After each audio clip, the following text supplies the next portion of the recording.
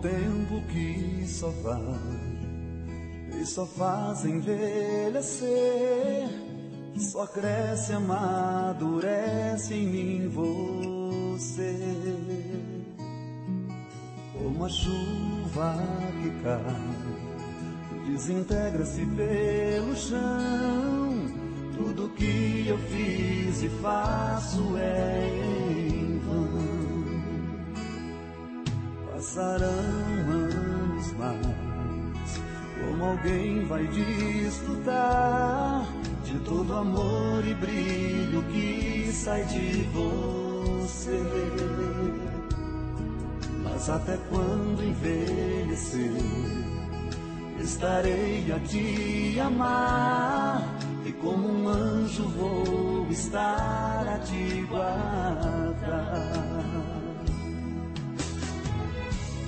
E não sendo como eu quis, não vai importar-me a ilusão.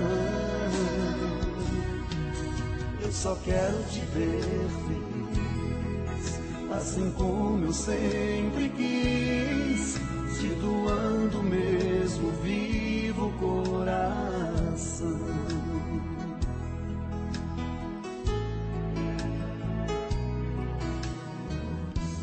Contar toda a história aqui vai dar uns 3 dias mais ou menos. A Regina me falou. Eu contei uma coisa para ela, falei assim, nossa, interessante a sua história, né? Vamos contar. Porque muita gente não sabe, muita gente me conhece há pouco tempo. Isso. Essa linha de cantar para o pessoal dançar não foi a primeira coisa que eu comecei fazendo, né? Sim. Mas contando mais ou menos de quando tudo começou, o meu tio conta o seguinte, que quando eu tinha 3 anos de idade, Caramba. 3 anos ele percebeu que eu gostava de cantar. Malemar tinha aprendido a falar, né, e já cantava. Aí disse que ele era de praxe, ele me pegar, colocar na mesa assim, pedir para eu cantar, para o pessoal que estivesse perto, e eu cantava. Isso aí com os 3 anos. Depois, as coisas que eu vou lembrando assim, eu lembro que quando eu tinha uns 9 anos de idade, teve um festival de calouros. Eu sou de Terra Rica, ali perto de Paranavaí, nascido lá, e sempre tinha festivais de calouros. Eu lembro que o primeiro festival que eu cantei, eu tinha 9 anos, e eu participei, era no cinema, lá tinha um cinema, e tinha um palco, e tinha a banda da cidade lá, e a banda me acompanhava a gente, eu cantei com 9 anos, foi a primeira vez que eu me lembro que eu subi num palco. E aí, nas escolas, por exemplo, aí meu irmão tocava violão, sempre deixava o violão dele lá em cima da cama, e eu chegava da escola, pegava o violão e ficava lá brincando. Aí uma tia minha, que chama Zenaide, ela percebeu que eu tinha muita vontade de aprender e ela sabia algumas notas. Então ela me ensinou algumas notas, as mais fáceis, né? Lá, Mi, Ré, você que toca, né? Então você sabe o que eu estou falando, e quem toca também sabe. E eu lembro que a primeira musiquinha que ela me ensinou foi Sereno, não sei se você lembra que parece. Sereno, eu caio, sereno, deixa cair. Sereno da madrugada, não deixou meu bem dormir. Porque era 2 posiçãozinhas só, então era facinho de aprender. E foi a primeira música que eu aprendi a tocar no violão. E com esse negócio de tocar violão na escola sempre tinha as festividades, né? Festa junina, as festinhas que tinha ali dos pais e das mães, os professores pediam para eu cantar em homenagem. Eu aprendi aquelas músicas relacionadas ao dia. E assim foi, dos 9 até os 14 anos, cantando dessa forma, né? Eu lembro também que tinha uma professora minha que volta e meia ela fazia serenata. Quando era aniversário de alguém, era de praxe nas cidades pequenas, não sei se cidade grande também, mas de fazer serenatas, então ela nos convidava também, eu e meu irmão também tocava, como eu te falei, para a gente ir fazer serenatas. E assim foi quando tudo começou, como tudo começou. Quando eu fiz 13 anos, eu estava com o violão num barzinho que tinha, numa lanchonete que tinha na frente do colégio. E estava tendo jogos intermunicipais. E eu com 12 para 13 anos, com o violão, e um amigo meu, que também gostava de cantar, e estava lá, nós dois fazendo uns duetos. Aí chegou um professor que chama Alcides Vicente, de Diamante do Norte. Ele estava lá com a equipe de Diamante do Norte e estava lá tomando refrigerante e viu a gente, né, sentado no cantinho lá, falou assim, vocês são duplas? Eu falei, a gente gosta de cantar, né? O que vocês sabem cantar? Aí a gente cantou um sertanejo, um MPB, aquelas coisinhas que a gente aprendeu de criança. E ele era candidato a vereador na cidade vizinha de Diamante do Norte. Aí ele falou assim, será que seus pais deixam eu levar vocês para cantar nos comícios lá na campanha? Aí eu dou um dinheirinho para vocês. E assim foi. Foi lá falar com a minha mãe, com meu pai, com os pais o meu amigo chamava Adilson. Então, a primeira duplinha, Job e Adilson. E assim foi. Ele levou a gente para lá, dava um dinheirinho para nós, que ajudava na família. Nossa família era uma família muito humilde. Então, isso até ajudou financeiramente na época. Meu pai já estava bem doente. Posso contar na sequência depois, se não for ficar muito grande. Claro. Mas assim que a gente mudou para Londrina, logo depois meu pai faleceu, porque ele era tinha um problema de pulmão e acabou falecendo. Então nessa época ele já era doente, minha mãe trabalhava sozinha de costureira, e aí ajudou bastante, porque daí ele levava a gente para cantar nos comícios dele, levava a gente a alguns festivais também da região. Ele era coordenador do Mobral, então sempre tinha as reuniões do Mobral na região, ele levava e sempre dava um dinheirinho, roupa, essas coisas. E aí dos 13 até os 15 anos, foi a nossa duplinha lá da época.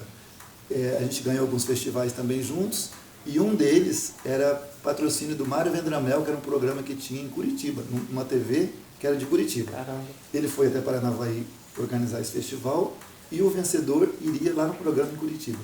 E nós ganhamos esse festival, e aí fomos para lá.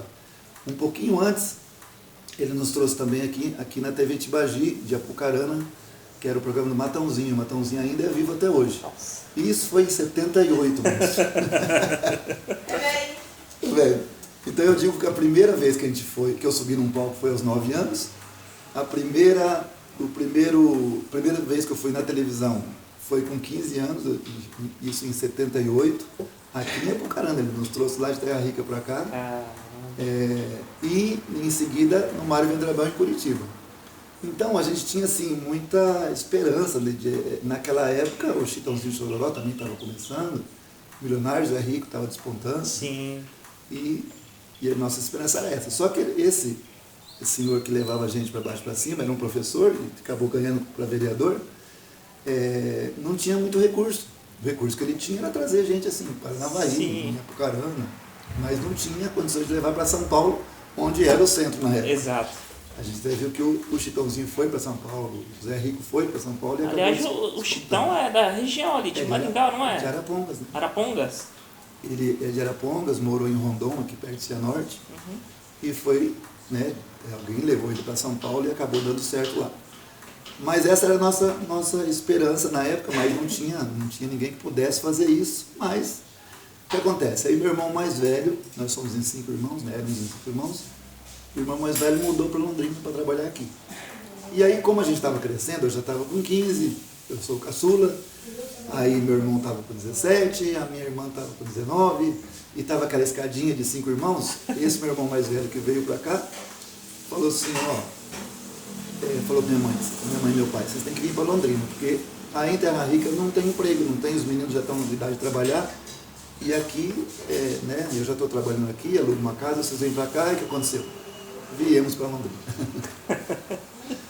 Aí, claro que vindo para Londrina, acabou, a dupla se desfez. Sim. Porque a família dele também foi para São Paulo, do Adilson. Então a família dele foi para São Paulo, nós viemos para Londrina, e aqui recomeçamos tudo. O meu irmão, que era um pouco mais velho que eu tinha 15, meu irmão tinha 17, então nós viemos para cá, eu quase fazendo 16 anos, meu irmão 19, ele também cantava, mas ele não era como eu, não aconteceu o que aconteceu comigo, de alguém levar para cantar. E quando a gente mudou para cá, ele se interessou em cantar. Ele achou interessante, que eu tinha feito lá com outro menino, e aí a gente fez a dupla aqui. Meu irmão chamava Humberto, e eu já te falo por que chamava. Humberto, então ficou Beto e Job. Isso em 80 para 81. Aí nós começamos a cantar aqui, em alguns barzinhos, em alguns lugares. Eu comecei a trabalhar também. Nessa época, eu arrumei um emprego na Grande Londrina, o meu irmão no frigorífico Cian, e trabalhando de dia e no final de semana sempre cantando. Em 82 surgiu o Festival Arizona. E o Festival Arizona tinha 40 duplas concorrendo, e escolheram 8, e nós ficamos entre as 8, mas dentre as 8 não foi a nossa dupla que ficou campeã, mas já aparecemos um pouco no mercado Sim. de Londrina. E com essa aparição, a gente começou a ser chamado para cantar em alguns lugares também. Eu trabalhando na Grande Londrina, ele trabalhando no Cian, e no final de semana a gente cantando em alguns eventos. Quando foi em 82, que eu prestei o concurso do Banestado, passei, aí eu passei a ser funcionário do banco, do Banestado, ele no Cian. Em 84, a gente já estava cantando em alguns bares, inclusive no Londrina Country Club, que tinha, toda sexta-feira tinha música ao vivo, então meu irmão já estava cantando em lugares até chique. Caramba. O meu irmão foi jogar bola acho que das 7 às 8, das 7h30 às 8h30, que era numa sexta-feira. Eu fui para lá para o country para esperar ele, ele falou que ia jogar bola e em seguida já vinha, e era futebol de salão. E nesse jogo de futebol de salão, ele caiu na quadra e bateu a cabeça, e deu traumatismo craniano e morreu, infelizmente. Então aí foi o primeiro choque, né, da minha carreira, porque a gente já estava até preparando um CD, um disco, né, que na época era vinil, e já estava indo, despontando em Londrina, mas aconteceu isso. Aí foi aquela barra que meu irmão faleceu, eu parei de cantar uma época, continuei trabalhando no banco, e devagarinho as coisas foram voltando à sua normalidade, e aí um amigo meu, que chama Donizete, me procurou e falou assim: jovem, você não vai mais fazer dupla? Eu ainda estou meio, né, abalado. Ele falou: vamos fazer o seguinte, se eu pegar alguns shows ali na região de Jandaia do Sul, que é a minha cidade natal, ele morava aqui, né, mas é a cidade natal, você faz comigo algumas coisas? Eu falei: faço, se você... Aí eu te estaria contratando, eu vou divulgar a dupla, mas sem querer fazer dupla, né, mas se você puder fazer comigo. Eu falei: tudo bem. E o Donizete era uma pessoa assim, bem dinâmica, ele pegava bastante coisa mesmo. Então naquela região ali do Vale do Ivaí, todos os finais de semana ele pegava alguma coisa, e eu comecei a animar com isso, e como o nome dele era Donizete, então a dupla passou a chamar Doni e Job. E ele conseguiu uns patrocínios lá com o prefeito, com o pessoal da Jamel, que na época patrocinava, e mais um pouquinho de terra rica dos nossos amigos lá, o prefeito, os amigos. Acabamos juntando esse dinheirinho e gravando o primeiro disco meu, que foi Doni e Job, na época vinil ainda. Aí a dupla, começamos a cantar naquela região e nessa região, só que é engraçado que o que aparecia aqui nessa região, aqui para mim, não era o estilo sertanejo. Ou era MPB, ou era dançante, ou era alguma coisa de pop. Então o que aconteceu? Eu comecei a fazer os shows aqui que não compensava para fazer os dois sozinho, e ele se casou com uma moça de Jandaia e acabou se mudando para lá, e a coisa foi esfriando. É meu amigo até hoje, mas a gente definiu na época que não compensava a dupla. Nem eu ir cantar lá porque era, né, pelos cachês, nem ele vir para cá, e a gente acabou desfazendo a dupla. Isso aí em 89. Vamos pela... Nossa. Em 89. Quando foi em 91, e eu cantando por aqui. Você vai lembrar, não sei se você é mais novo que eu, mas na exposição de Londrina, tinha os shows no palco principal, e acabava os shows, o pessoal ia para as barracas. Aliás, o Cícero comentou disso sábado passado, quando eu conversei com ele. Olha que interessante. Ele comentou que ele fez alguma...